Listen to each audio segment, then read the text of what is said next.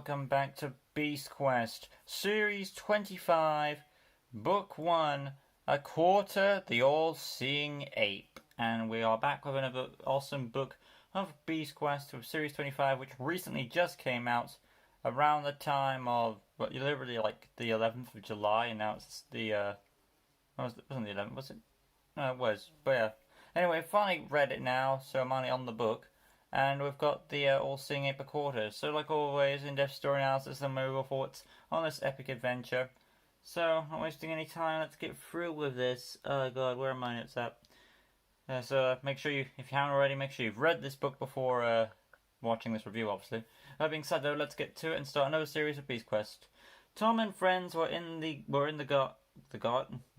gardens when suddenly an alarm was alerted. Yeah, they were in the gardens and then suddenly an alarm was alerted.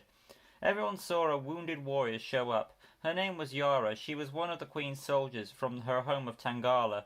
After she recovered, she informed the Queen Prince Rotu had been kidnapped by an evil sorcerer called Zargon. He wanted the jewels of Tangala in exchange for the boy's life, so he could set his beasts from the kingdom which the Tangalians turned into his prison, along with the 4 beasts that he had.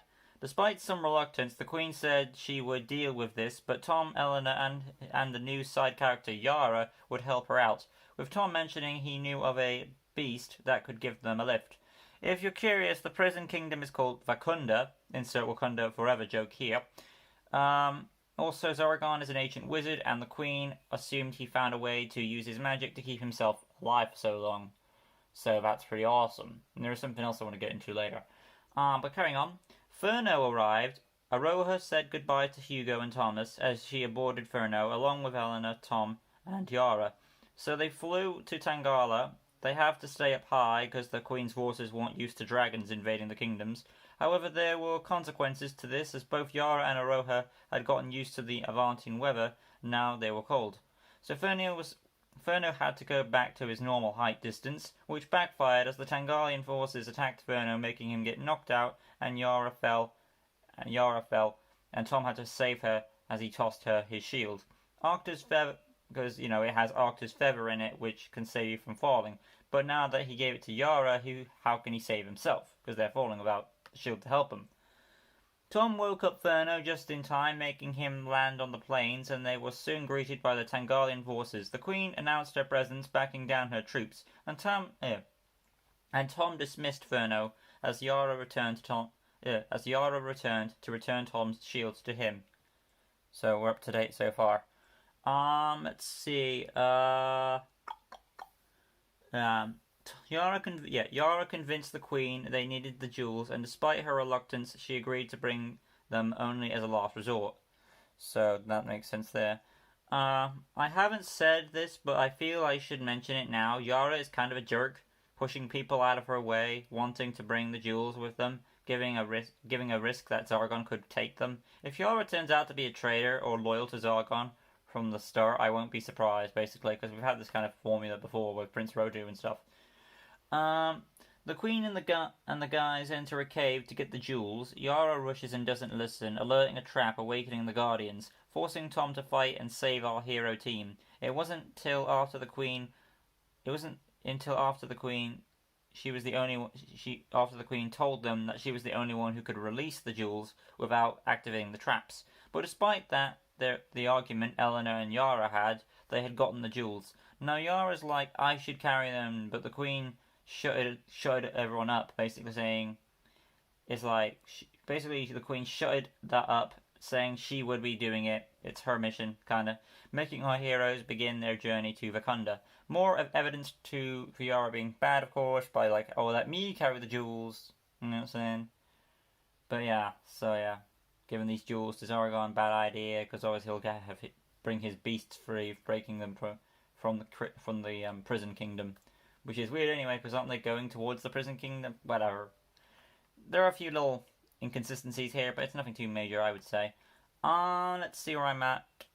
Oh, by the way, I should mention, if you see it on camera, I'm not sure if you do, but there is a fly in this room, so bear in mind with that. Limitations, what can you do? So, where are we at now? Let's see. Our heroes entered through the labyrinth jungle, which seemed awfully quiet. After some walking, the queen let the horses go, as she believed they could find their own way back to the queen's palace. She then showed the map. They seemed to have to go a certain way in order to reach Zargon.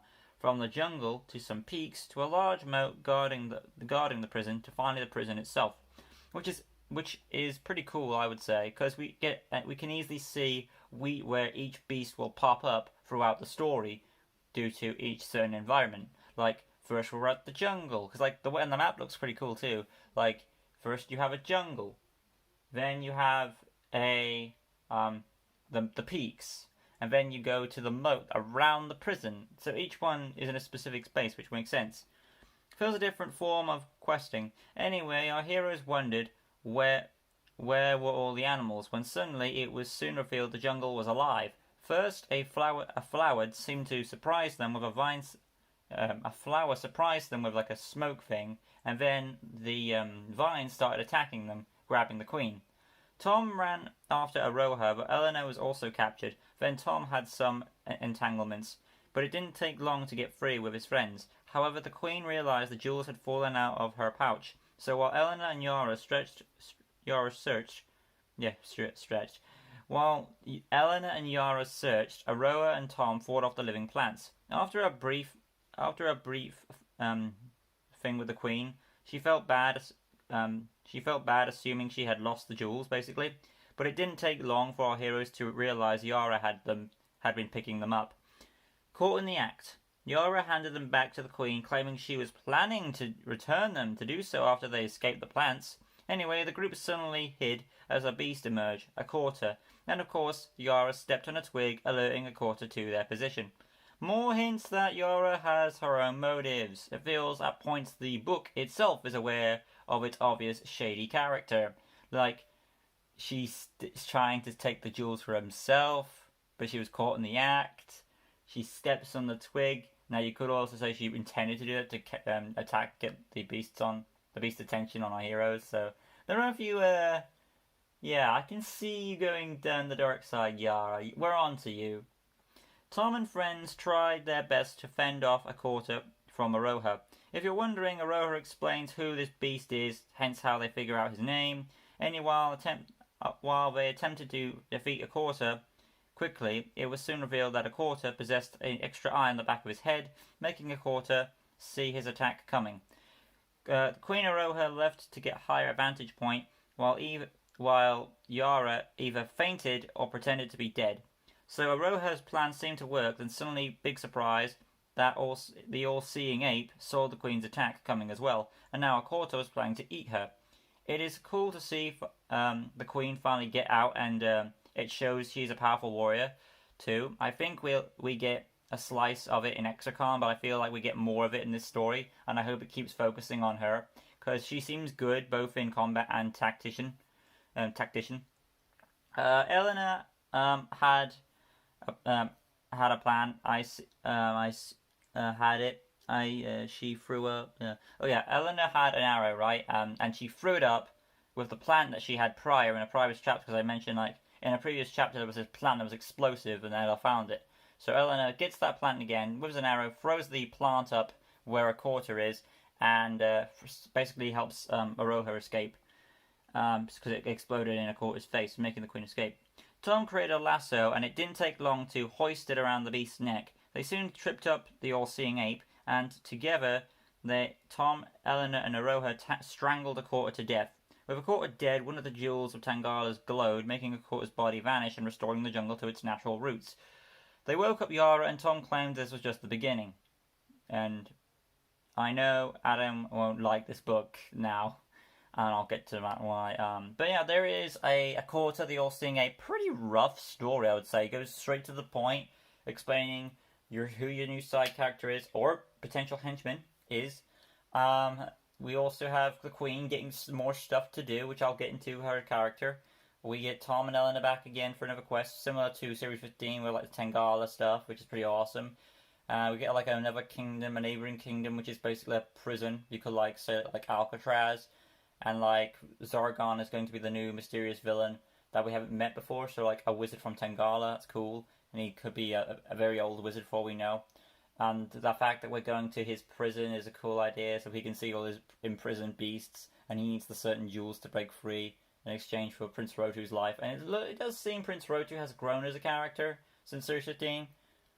Well, we'll see how that turns out. But let's go to the characters now. Overall, my thoughts, a few rough scuffles here in the story, but I think I did a good analysis overall. Pretty good. So that being said, let's go through the but like I said, before I go to the actual characters, I want to go with this. I don't think Adam's gonna like this book. I don't think so, and that more relates to the Beast, and I'll get to Aquarter in a bit. But yeah, starting off with Tom, of course. Tom, main character of the book, he doesn't get much to do. It's more only a Queen Aroha's story. When you think about it. I mean, well, I would say Tom isn't the leader in this book. That's more of Aroha's job. She's the leader in this position. This is her land. This is her quest. She knows the villain well enough, or the most probably. She knows the situation about Zargon. She knows Prince Rotu well enough. This feels more like Aroha's story. It feels like a good follow-up from Series 24 now I think about it, because like, one of the key elements that made Series 24 good was that we had Elena, a character not used to be in the driver's seat, actually in the driver's seat. Now, while I agree it was actually handled better in Series 24 because of the better relationship we've had with Elena, it's still a nice, interesting concept to have another character be in the spotlight too, with now Queen Aroha. That's pretty cool. So that's pretty awesome. But overall, Tom still gets his moments to shine on this. Basically, he's a good moral support for the Queen.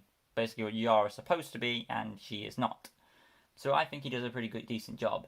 And it is nice to see Tom, Elena, and Aroha actually all defeat the Beast together, which I do enjoy. Moving on, Elena, she gets much to do. Actually, Elena may get a bit more to do than Tom at times. Again, she figures out, yes, she got the flower, but she figured out how to use that flower to her advantage for a later trick. So she does seem to get a little more edge to her too. Plus, she has a bit of a backbone in this story too.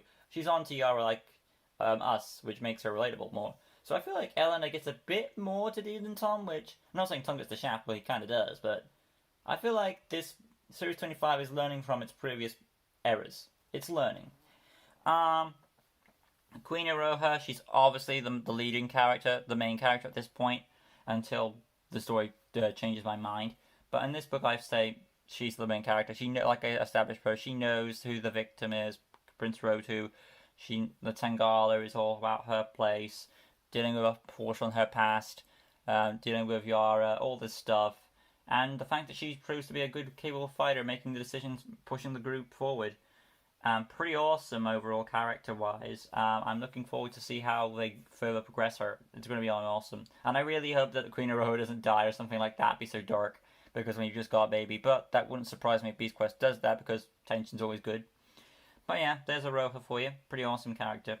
Yara is clearly going to either A, be a Captain Hartman-like character, where like they start as a douche, but realistically they have a heart of gold, or we have a sort of Prince Rotu Series 15 scenario where like, hey, I don't like you, I'm a snobby douche, but then it's realistically, oh, I'm working with the villain all along. And there are several instances where it seems to be the case, so it just feels a bit odd, unless it's like I don't know. Unless it's meant to be like a red herring to throw us off, it's very obvious that she could be a betrayer.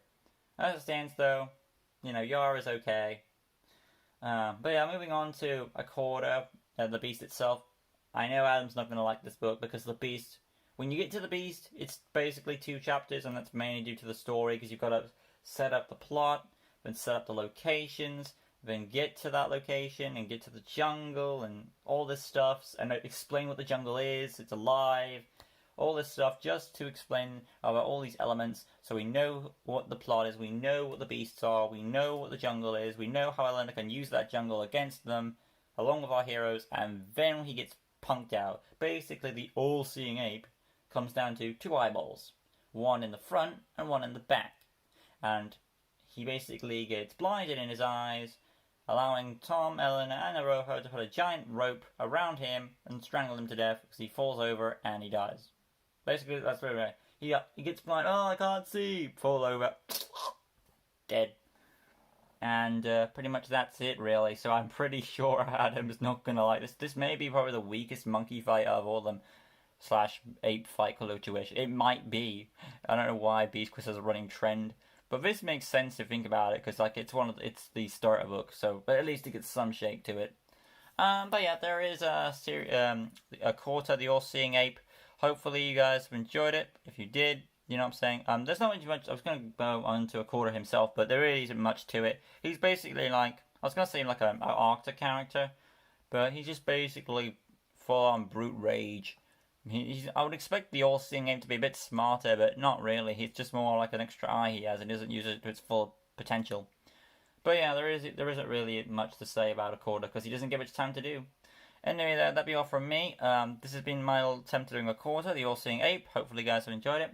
Join us next time on Beast Quest. I'll be continuing on the Series 25 videos, which I do have its sequel, like Hacksaw,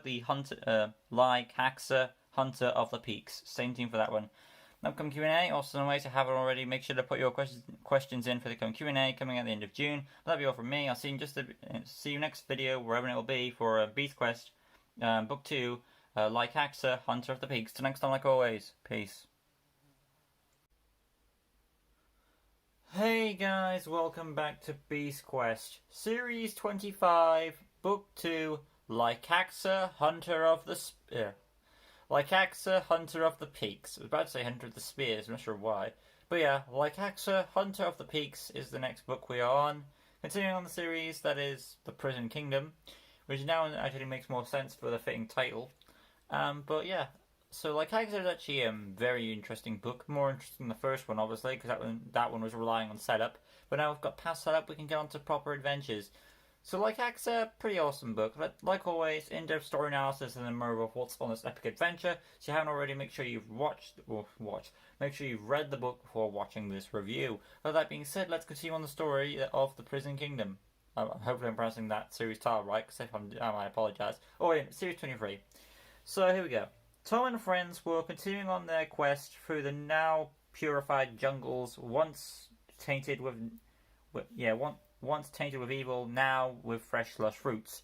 After the defeat of Aquarter, our heroes seemed pleased of our victory, but Yara butted in, starting another quarrel between Elena and Yara as they reached the end of the jungles and the beginning of the peaks. Of the peaks of despair.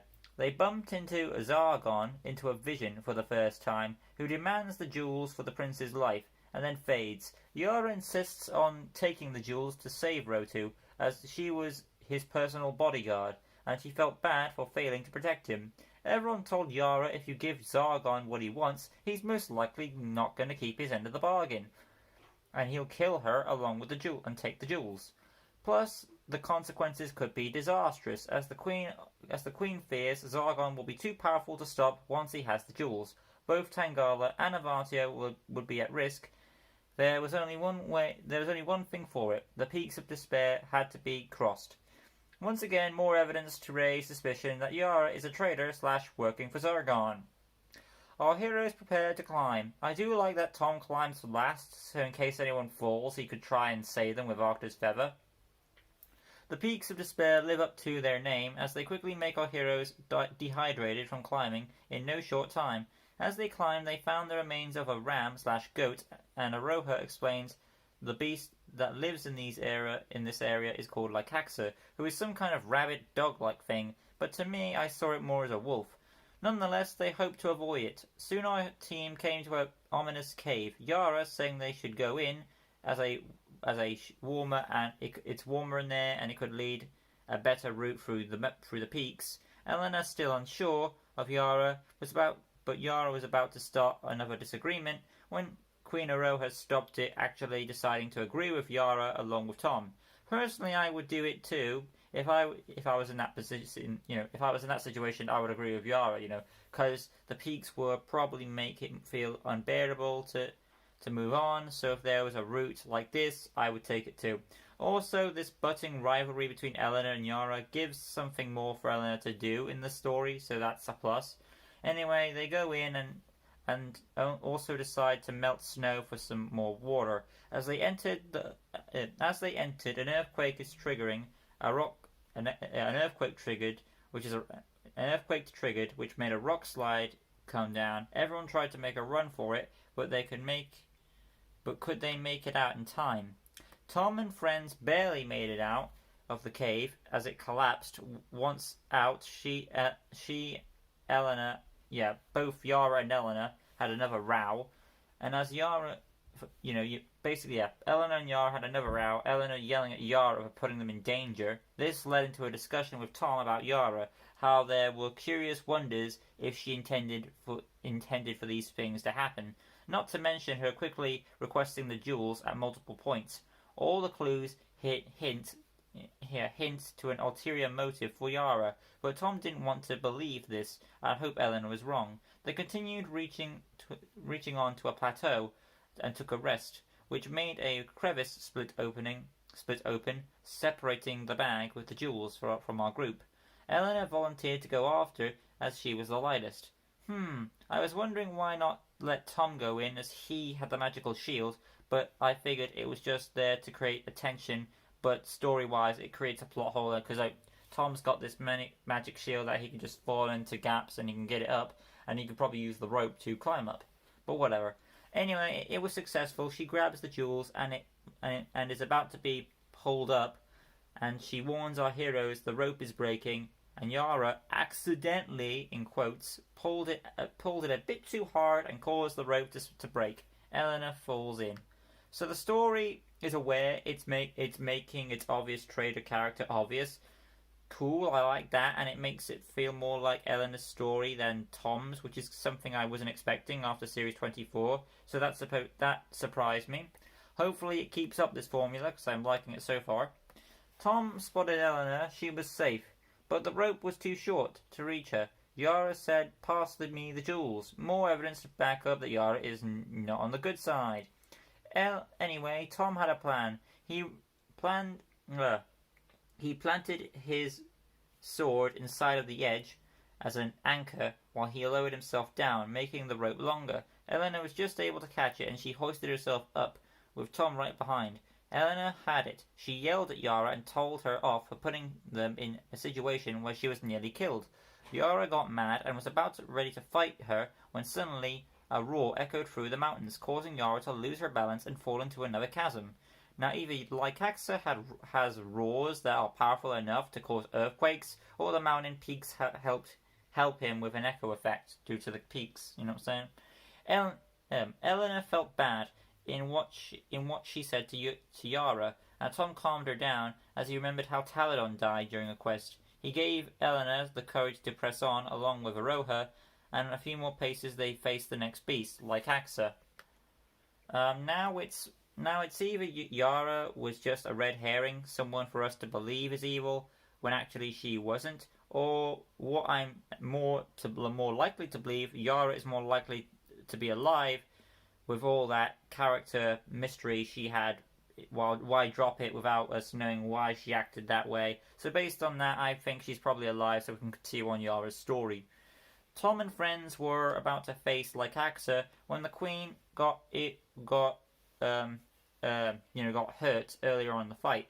Tom had to reach the Queen to heal her with his green jewel. He observed closely and noticed that Hacksaw was a blind beast. While Elena provided a distraction, Tom healed Aroha, and now the beast was focused on Elena. Tom believed he had an element of surprise, only to find the beast sensed him coming and kicked him back. Tom got up and ready for round 2. After a bit more brawling, Tom decided to use his red jewel to try and reason with Hacksaw, but like many beasts before him, Hacksaw didn't have any intention on negotiating peace. All he cared about was killing Tom and his friends, so Hacksaw used his powerful roar to cause the landscape to shift and change, as Tom tried to make a retreat. Tom did manage to lose Hacksaw, and he gave him one last chance to end this, but Hacksaw still refused, forcing Tom to impale his blade on Hacksaw's back. The attack didn't kill the Hunter of the Peaks, but instead enraged him to book off our hero. Hacksaw was still a blind beast, though, and didn't see what was awaiting him, as he jumped off, and as Tom jumped off the beast, and Hacksaw, the beast was sent falling to his death, and got a rocky impalement. Hacksaw got in a final roar with his last dying breath, which caused Tom to slip, but then Yara was revealed to be alive, and she only asked if he had the jewels. He didn't have them, so Lara just sat there and waited for Elena and Roa to pull him up. While the Queen was happy to see she was alive, our heroes were, more curious of Yara, knew Yara was up to something. But with two beasts dead, the peaks returned to beauty, and they pressed on their journey with a closer eye now on Yara. So there's that for you. It's just further development for our heroes to keep a closer eye on Yara, because as the story progresses, it gets more and more apparent that she's up to something.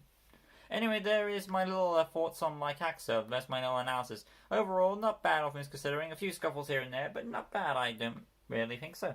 Overall, though, Hacksaw, the Hunter of the Peaks, is a phenomenal improvement compared to the first one, which again is kind of understandable because that was the first book.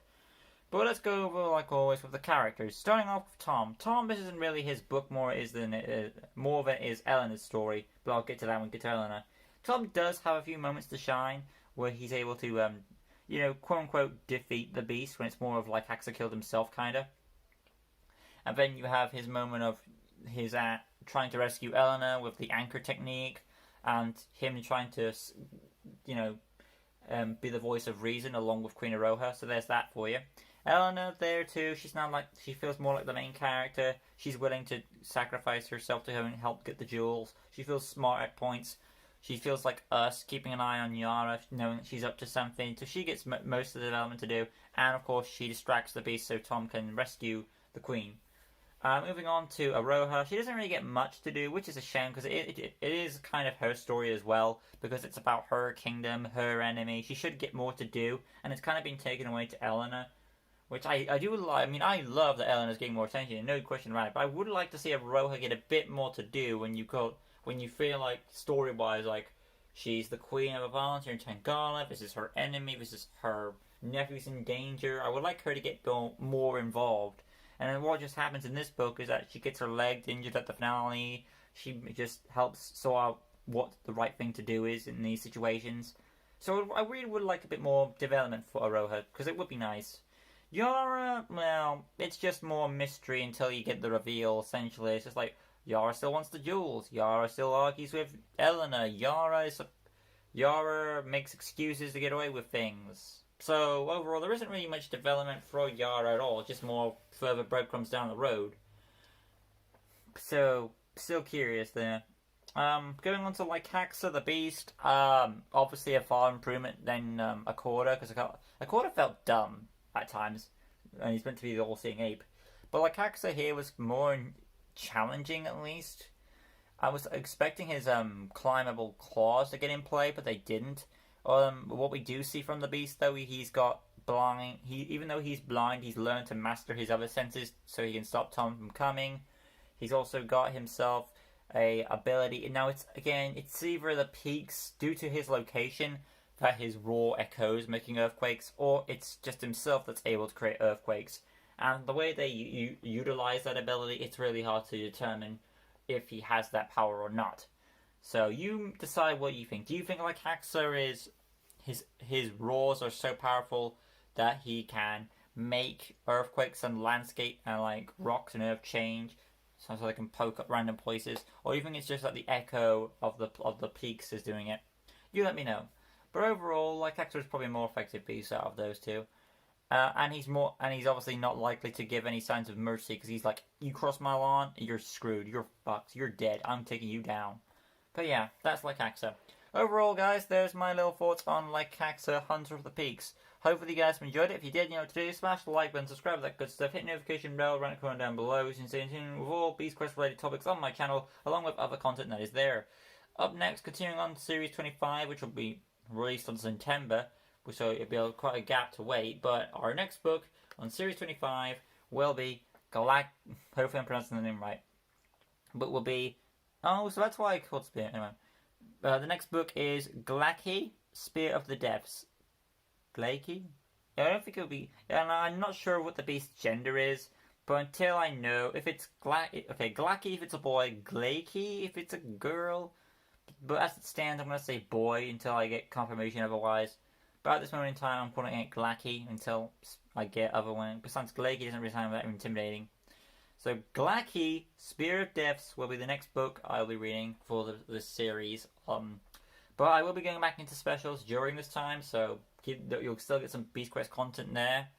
I'll be going on to the next special, which is, for me anyway, Raksha, I believe. So stay tuned for that.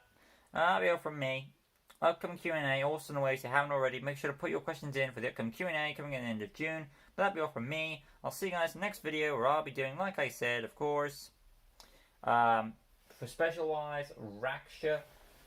It is Raksha. Yeah, it's Raksha. So Raksha's up next for Beast Quest-wise. And of course, 325 will be Glacky, but that'll be in September. But yeah, that'll be all from me. I'll see you next video. More LEGO customs will be coming your way. Maybe not today, maybe yes or no, depending on what happens, because my room is being painted as we speak. So we'll see. Anyway, that'll be all from me. I'll see you next video. Like always, peace. Hey guys, welcome back to Beast Quest. Series 25, Book 3, Glacky, Glacky, Spear of the Deaths. So here we are again, ladies and gentlemen. We're continuing on the series of Series 25 of Beast Quest. We're almost through. I've got the 2 remaining books.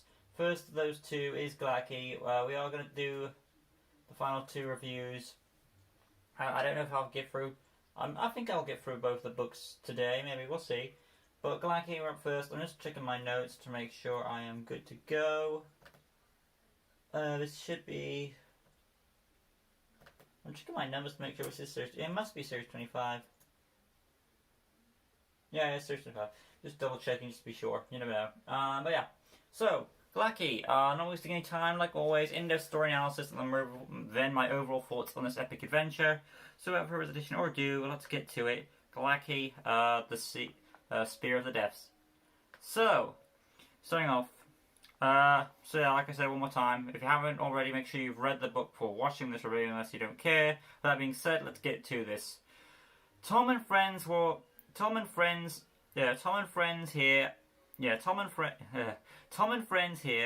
were listening to a story from Queen Aroha about how the jewels were worn on a crown in the past, and there was a curse which affected Zargon. Now he wants the jewels, I'm guessing, to restore his kingdom. Also, our hero is still having a watchful eye on Yara, still not sure if they can trust her or not. Next morning, our heroes arrive at the moat surrounding the prison, and inside was Glacky, the sea beast. So our heroes plan to make a raft to cross the ocean, or I should say the moat, because that's basically it. It's like it's a massive moat of water. So while Tom and Yara went one way, Elena and Aroa went the other, which gave Tom an opportunity to question Yara to see if he could figure her out, but it just led to a dead end. However, they found a boat, and they regrouped and rejoined. So all the companions were together once again with this boat, and they had to row it across the moat until they encountered a whirlpool. Our heroes used all their effort to escape the vortex. However, they encountered some eels who damaged their boat, forcing our team to swim to a not distant island inside the moat. Inside the moat island. So there's a little island was inside. A little island was inside the moat, and they had to swim to that island. However, they all made it ashore, apart from Elena, of course, who was missing. Elena was trapped under recently forged ice. However, ice over the moat. So Tom had to go and rescue her. He broke it. They freed her, saved her, and soon she made a recovery. Then later, our heroes encountered some mushrooms which didn't seem poisonous to them. However, later on, our team get into an argument. Even Aroa was a part of it, with them drawing their weapons on each other. And I'm wondering, did the mushrooms do anything to them? Everyone fought one another, and of course, after a bit of confusion, Tom realized it was the mushrooms. So Tom threw himself and the queen into the water, which washed off the effects of the spores. They did the same for Yara and Elena, so the group continued on. However, later, Tom was snagged under the water by the Spear of the Deaths, Glacky. Tom thought this was his end. Now the beast was about to kill him. Tom was saved by Elena, and the beast rose, warning our heroes to back off. Then later Glacky showed his powers. First he could forge weapons from ice. Then after, because he shot out like ice arrows. After our heroes tried to figure out a plan to lure Glacky out of the moat, the beast summoned a tsunami. At this point I realized this wasn't a manta ray, but some kind of serpent-looking centipede. An aquatic version of Skolo/Tremor, if you will. That's what Glacky looks like to me. The tsunami caught our heroes and knocked out Aroha. She became a hostage for Glacky, and Tom mounted a rescue using his makeshift harpoon he made, and he impaled it on Glacky, and with the help of Yara and Elena they lured Glacky to shore. Now weaker than ever, however, Aroha was still motionless, and our heroes worried she might be dead. Glacky died from mortal due to, I'm guessing, being on land, and the injury of the makeshift harpoon was fatal. However, Elena brought her back because she was back to consciousness, while Yara attempted to take the jewels and leave her queen for dead. But the queen questioned what was going on. Tom and Elena tried to finally get it through to Aroha that Yara wasn't to be trusted. However, for some reason the queen didn't listen and told our duo to go back home to Avantia while her and Yara would finish the quest. But Tom wasn't gonna do that because he knew something was up and he intended to figure out what it was. So that's where our story technically lands off. It's just like a cliffhanger type thing, which makes sense because the series is not done yet. But so we still don't get a full answer of who or what's going on with Yara. Is she trustworthy? Is she not? What's going on with her? Why is she acting so shifty? Why does she want the jewels so bad? We still don't know. But we have this other mystery going on now of Aroha. Why is she acting so suspicious about trusting our heroes? So there is that other mystery going on there too. So yeah. Let's go like always. We're gonna go. There was my analysis of Glacky, this Spear of the Depths. A few scuffles here and there, but nothing too major. Starting off with the characters, Tom as the main character with a lot of pressure on his shoulders. And for this one, he and Elena are basically questioning Yara's judgment throughout the story. And now it goes on to this book too. So Tom himself right now, he's getting himself torn by the beast with sneak attacks, and then he has to go and rescue Elena at a point, then the queen gets in danger, so yeah. A lot of pressure once again builds up on Tom's mind, which makes sense. Again, he's a pressurized hero. Elena, she doesn't get much to do, but she still helps drive her point home. She's the most unwilling to trust Yara, and she most likely the one to shout at her first. So even though she doesn't get much to do, when she does have her moments to shine, she does help out. Because she did save Tom at one point in the book. Aroha, this is an interesting part for her. Aroha's always been the one to calm the group back down to level so they can continue on the quest. But here she's starting to change her personality. Now it could be due to the effect of the mushrooms or something. Or maybe she hit her head from her encounter with Glacky. But in the very end of the book, when they start to tell the queen about, like, oh, you can't trust Yara, she's on Yara's side and defending her and stuff. So it's really off, because, like, you see her actions. So there's a lot of Yara we don't know about, and that's what's questioning us. Like, a lot of Yara we don't know about. And maybe Queen Aroha knows her more. Maybe she does. But from what we see, there's some missing information going on. Why would Aroha do this? So hopefully that gets answered in the final book of this series. So yeah, Aroha is a very interesting character in this book, I am very happy they did that. It's nice to give a minor character this much development, so I appreciate that. Moving on to Yara herself. Now it is hard to get a grasp on her character because again, it's her mystery arc. We have to figure out whose side she's on. Is she good? Is she evil? What's going on? Why is she so determined to get the jewels? So yeah, it's hard to really get a grasp of her. So I can't really say much about her, but you know, she's pretty much the stereotypical I keep to herself type of girl. She's willing to take the jewels anytime she gets. If she's questioned or judged, she'll stand up for herself. So yeah. So it's all a bit shady from Yara, which kind of makes sense because you don't get her full development until the last book, I'm guessing. So that's respectable. Moving on to Glacky himself, this beast is kind of a powerhouse and kind of not, because he doesn't give Tom a break. He waits for a sneak attack, and then he'll take the hero. And then when the heroes know he's there, he will go at the heroes full force, not holding back at all. Ice arrows and then tsunami, make sure they stay down. And then he'll use hostages. So once he's been spotted, he will go full force on our enemies. That's how he works. That's how he operates. He gets beaten pretty easily with a simple harpoon, and then it only takes 3 humans to stir his course onto land, and then he dies of mortal injuries.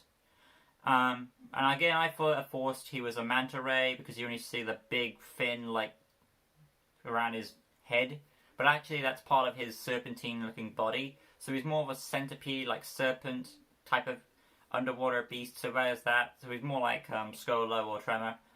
But it is pretty cool to have an aquatic version of that beast in the story, so I appreciate it. Anyway, guys, that's my thoughts on Glacky, Spirit of the Depths. Is it the best book of the series? I think like Hacksaw may have done it better, me personally, I think. But it is nice to see some progression a bit further here. So yeah, I am looking forward to the wrap-up of this series and see where Yara's character lies. So stay tuned for the final book of this series, which is... just once again getting it up. Let's see, Diprox. What's the title they're fishing off? It's Diprox, yeah. I keep saying it multiple times. I say it multiple times because I'm trying to pronounce it right. Diprox, the Buzzing Terror. Till next time, guys, I'll see you for that book, and you'll see more videos from me later today, whether they be re-uploads, videos from Rambo Life's channel, or LEGO DC Superman's custom builds. I do need to make sure to get them out as well. And maybe you'll see the final Beast Quest book of Series 25. We shall see. Till next time, like always, thank you so much for watching, and like always, peace.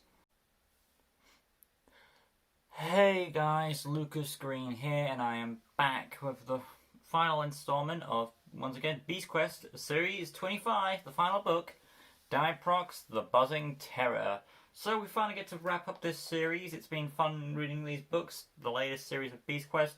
Now officially done with it. To be honest, I actually read this book a while ago. I just had a few other things to get to.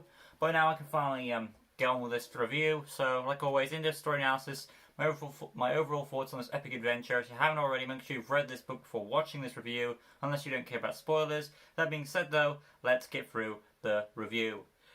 Right, Tom and Elena were making their way after Aroa and Yara. Despite being told to go home, Tom and Elena knew something was up, and they were determined to get to the bottom of it. After beating Glacky, they now arrived at a desert which probably surrounded the prison where Zargon lied, waiting. But soon our heroes were stopped by a sandstorm and a mysterious figure lurking within. Our heroes had no choice. They entered the sandstorm, trying their best to push through, when soon they met the figure. It was Zargon. He had appeared via magical vision, merging with the sand. Our heroes couldn't seem able to beat him until Elena shot an arrow trickled with water on the wizard, allowing Tom to chop his head off. The villain gloated that he would win when they met in person. Our heroes continued on until they made it to a crystal forest, and beyond that Tom saw Yara and Aroha enter the castle. However, they couldn't catch up, as a moat of quicksand surrounded the prison. So our heroes made a tightrope bridge and crossed over, trying to get into a vent to open, trying to get inside a vent and to open it so they could get inside. After some tension, they got in and entered a room that looked like it was for bathing, but they encountered trouble. Tom and Elena found an army of statues. They wondered if they were real people turned into statues by Zargon, but they didn't stay to find out. They went up a staircase, through a corridor, and found Yara and Aroha, but also the latest beast, Diprox, who is a she, and after a scuffle, kidnapped the queen. Yara ran after the queen, with our heroes right behind her. They made it to the palace where Diprox had brought her, and when Tom and Elena went in to save the queen, they were captured, and to no one's surprise, it was revealed Yara was working with Zargon. She took the jewels from Aroa, gave them to Zargon, and the queen hoped Zargon would keep his word and let Rotu go. But no, instead Zargon pulls a scene I've seen played out in Jackie Chan Adventures, where the villain says, "You didn't provide me with the stuff, the other person did," allowing our villain to still be evil while trying to sound noble, which makes you wonder if Aroa did give him the jewels, would Zargon have kept his word? Whatever. However, it was revealed the jewels were fakes, and Aroa had switched them with rocks, and admitted she had suspicions that Yara was a traitor from the very beginning, and that's what Prince Rotu told her before he was captured. The Queen put Yara to the test, basically on this quest, which explains how the Queen was acting weird at the end of Glacky. Our heroes broke out. Elena faced Yara. Tom went after Zargon, and Aroa went after Rotu. However, in the end, Zargon called Diprox and made his escape. Right, so that's basically what happened so far. I should also mention the reason Yara betrayed the Queen was she thought she was being greedy, having 2 kingdoms for herself. It seems she didn't seem to grasp it. It was a uniting between 2 kingdoms. P.S. In my copy of this book, it had images from Glacky, which is weird around this chapter. Zargon awakened some of the statues to attack Tom as he went after Aroa. After a bit of fighting, Tom caught up with Zargon. Before Zargon could kill the Queen and the now rescued Rotu, Tom threw a crystal spear into Diprox, making the wizard fall off the buzzing terror, and the bug beast's acid flew everywhere, making chunks of crystal come crashing down on our heroes. They all had to run out of there from the rubble. They ran away from the rubble until they faced more of Zargon's goons. Yes, they ran away from the rubble and they bumped into more of Zargon's men. Or crystal dudes. And I'm guessing Diprox is dead at that point, either due to her injuries or the falling crystal rubble that crashed upon her. Tom and Rotu and the Queens fought off the goons, made their escape, and as the palace crashed away, Elena was alive along with Yara, now captured. The Vakunda had only been restored, as punishment for her betrayal, Yara was ordered to build a statue for Rotu. If not, she would be sent to prison with Grashgor, which was the next option. And with that, the quest was completed. P.S. Aroa had the jewels all along. And as for Zargon, people think he's dead, but you can see the Beast Quest is known for bringing wizards back from their supposed deadness. So yeah, there is Diprox the Buzzing Terror, easily the best book of the series because it brings all the pieces together, no surprise. So like always, going over the characters and my overall thoughts on this epic adventure. First off, Tom, the main character, very pressurized hero still. I don't think he doesn't get much to do that really stands out beyond the norm. So yeah, as it stands though, he's a good hero. Going on with the mission to go and help the Queen, despite the fact she was told to go home. It's nice to see they're doing that, and they progress forward as characters. Even though it doesn't feel like there isn't really much I expected from Tom in this book from the norm of what he does. But from what I see, it is interesting from the character. Same goes with Elena. I think she has a bit more to do. That one scene with the water arrow there and the good teamwork. As for the Beast defeat Diprox, well, technically, yeah, Tom did beat the Beast. I would have preferred it as a duo kill, but it was still Tom was the one who helped kill the Beast. Elena, quote unquote, killed the Zargon sand illusion thing. So they both got something to do. Aroha, this is more of her story throughout the series. Even though she was more treated as a background character, and she only gets treated as a main character until the very end, where she admits that, I was testing Yara all along because Rotu told me this before he was captured, and she tested her to see if she was a traitor. So yeah, it's nice to see that. When Yara was revealed to be the traitor, and the book kind of like, this is so predictable, why would they do this? And then it was realized that the Queen actually knew this, so she tested her, so that helps make the plot feel a bit better than predictable. As for Yara, there isn't really much to say really about this character at all. Everything you would suspect from the character is predictable and cliche. It was nice that they captured her and we got some victory out of it. So I really don't have much to say about Yara. We knew what you were going to do. We knew you were bad from the beginning. So there's not much to say about Yara. Zargon, he's an interesting wizard. He reminds me a lot of a less popular version of Malvel. But I can see there's potential in him too. So I would like to see more of Zargon down the road as like the evil wizard of Tangala. So it's nice to see more variety. So I'm hoping to see more. Diprock's the beast, and she doesn't get much to do. She's got acid from a stinger, which is powerful enough to melt crystals and all types of solids. But when she gets speared by the crystals, she really doesn't get much to do when you think about it. She just buzzes around in the palace, and then she takes away the queen, introduces she flies away. She comes back to help Zargon out, goes after Aroa, then gets jabbed with a spear, and rocks fall on her, or she's died by her injuries, and that's the end we see of Diprox. So the Buzzing Terror really doesn't get much to do from go here, go there, and then die. When you think about it. So, for a beast, I don't think Adam's gonna put this as high on the series.